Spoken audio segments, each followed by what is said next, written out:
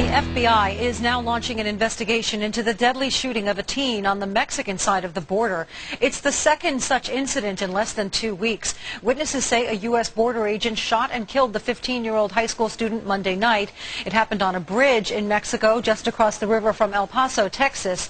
According to witnesses, the victim was part of a group of teens who had sidestepped border checkpoints and were playing a kind of cat and mouse game, trying to make it to the U.S. side and quickly back to Mexico without being caught. There are also reports that some of the teens were throwing rocks at the U.S. border agents. An emotional wake was held for the teen, his mother saying he was a good boy who never got in trouble. And now the teen's family is calling for justice. Joining us now, Nicholas Casey, a reporter with the Wall Street Journal. Thanks for being with us. Some accounts say that a group of teens, as we said, they were running back and forth, taunting the guards. 2 of them were caught, at which point the agents ordered the others to halt. But instead, the teens surrounded the agents and threw rocks at them. The agent, saying he was under attack, shot Sergio Hernandez. That's one account. But other witnesses say the 15-year-old was not armed other than with rocks. The agent's life was never in danger, and killing a 15-year-old was completely unjustified. What light can you shed on this? Well, the account that you first sort of stated there was basically the U.S. authorities' account of what happened, the account of the people that did do the shooting. The second, which you said, which, possibly involved no one getting surrounded, that was from people that I talked to, people who were on the bridge, one American and one Mexican who just happened to be there.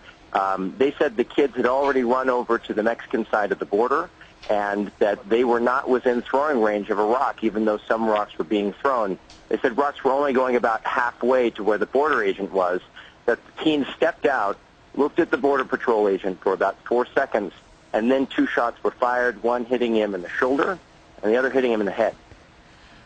So what is the FBI investigation uncovering so far? I realize it's very preliminary.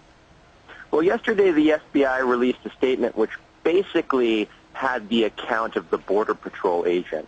The FBI, was told, was contacted by some of the witnesses who were on the bridge, but that didn't appear in sort of what was released yesterday.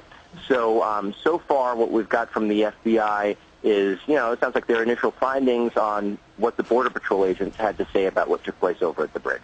But I guess we can assume that hopefully they will be speaking with all of these other witnesses, and maybe a clearer account will be coming out in the future, we can hope. What is the impact so far on U.S.-Mexican relations?